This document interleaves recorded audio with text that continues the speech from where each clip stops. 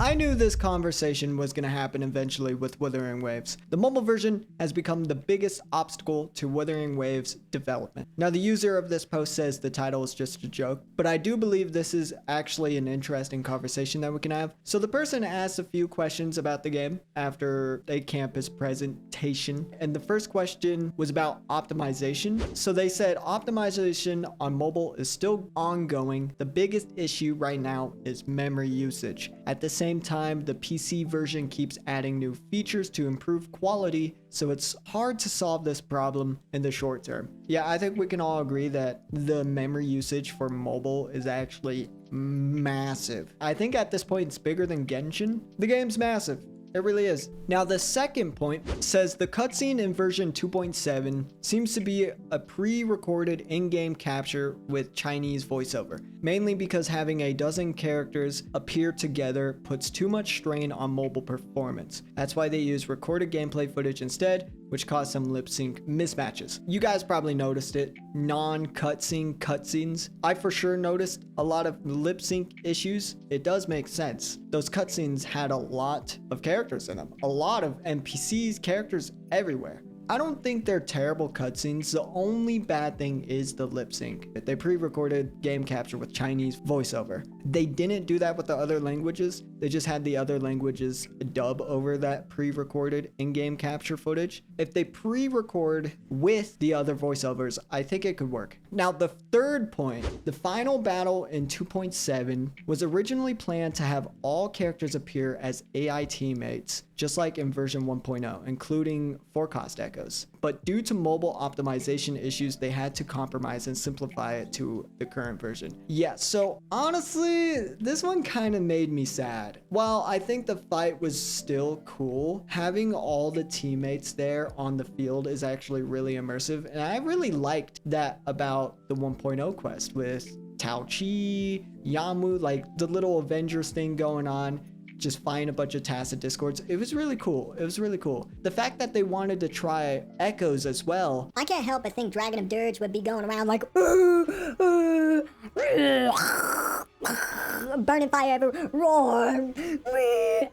It really is sad because that would have been cool, but there's a lot of NPCs, there's a lot of effects going on that would burn the hell out of mobile. This kind of brings me to the conversation about actually fighting Leviathan as it's like fish form, Leviathan form. And I know you guys are going to bring up the fact that Leviathan technically didn't have a real form. I really feel like that's a lazy reason. I think the real reason why they didn't have Leviathan as a big giant fish is because it probably would have been bad for mobile as well. I mean, it's a giant fish monster. The potential of what it could be doing as a boss would be probably insane. I still would have preferred it over a reskinned Fleur-de-Lis. Some of you guys are gonna bring up the Joy fight from 1.1 and how bad that was. The camera was bad. That was the main thing. Ju is giant and the camera is bad, but I don't think that's any reason for Kuro to give up. Just because it was bad once doesn't mean they can't try again and improve it.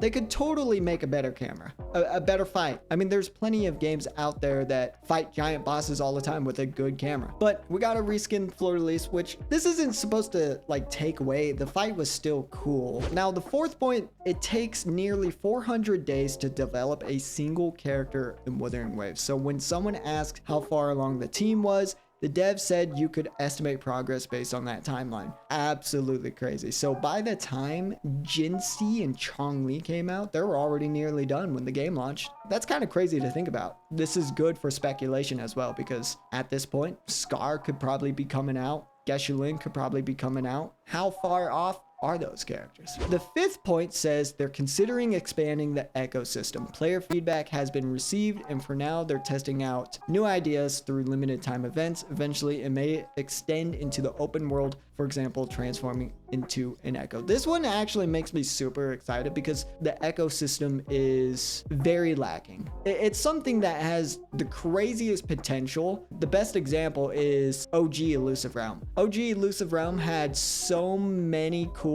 echo abilities. Crownless, for example, you could transform into and basically play Crownless. It's super cool, and that really showed me the potential of echoes. But the actual ecosystem in the general game just, it's really lackluster. It really is. The abilities don't do a lot of damage, so a lot of the time there's just not worth it to use, especially since a lot of the echoes we get now just give you the buffs and stuff just by being equipped. So sometimes you actually don't really need to use the echo ability. The actual echo abilities themselves are not that cool. So I really hope they definitely continue with this plan. That would be huge. And the sixth point, the topic of permanent character presence on the map was specifically brought up, suggesting the devs are paying attention to requests for more character interactions or screen time. The original poster wanted to ask if characters could be added to daily missions, but forgot in the end. Permanent character presence on the map would actually be huge. I would love to see characters like Calculator and Danjin traveling around.